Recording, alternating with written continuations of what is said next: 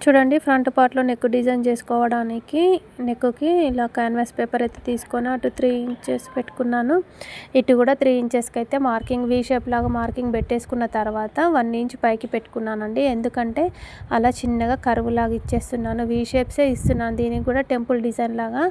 ఎందుకంటే temple design మనం ఫ్రాక్‌కి peplum టాప్‌కి పెడుతున్నాం కదండీ. ఆ పైన పేపర్‌ని కూడా కటింగ్ చేసేయొద్దు. అలానే ఉంచుకొని మెల్లిగా కటింగ్ అయితే చేసేసుకోవాలి.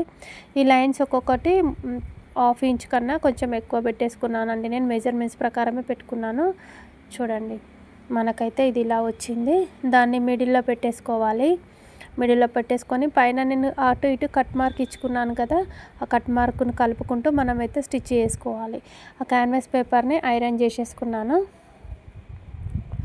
చూడండి అలా పెట్టుకున్న తర్వాత మనం చిన్నగా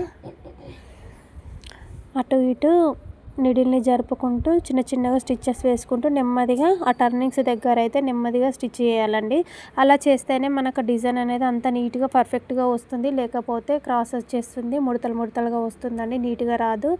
ఇలా కటింగ్ మనం స్టిచ్ చేసిన తర్వాత పావు ఇంచు క్లాత్ను వదిలేసుకుంటూ కటింగ్ అయితే చేస్తున్నాను. చూడండి నెమ్మదిగా కొంచెం స్పీడ్గా మనము సీజర్ని ఇలా గట్టిగా నొక్కితే అది కట్ అయిపోతుందండి స్టిచ్.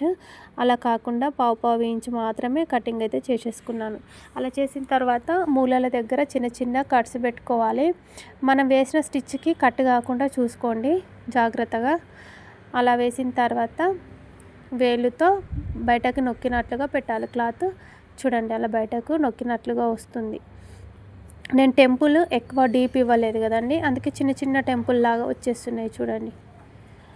దానిపై నుండి ఒక టాప్ స్టిచ్ అయితే వేసేస్తున్నాను. బోట్ నెక్ లాగా అండి. ఈ నెక్ వరకు డీప్గా వచ్చేస్తుంది. మనకు పై వైపు వచ్చేస్తుంది. నెక్ డీప్ తక్కువ ఉంటుంది. బోట్ నెక్కి బదులు ఈ నెక్ అనమాట. నెక్ డిజైన్ ఎలా ఉందో కామెంట్ బాక్స్లో కామెంట్ అయితే చేయండి. చూడండి.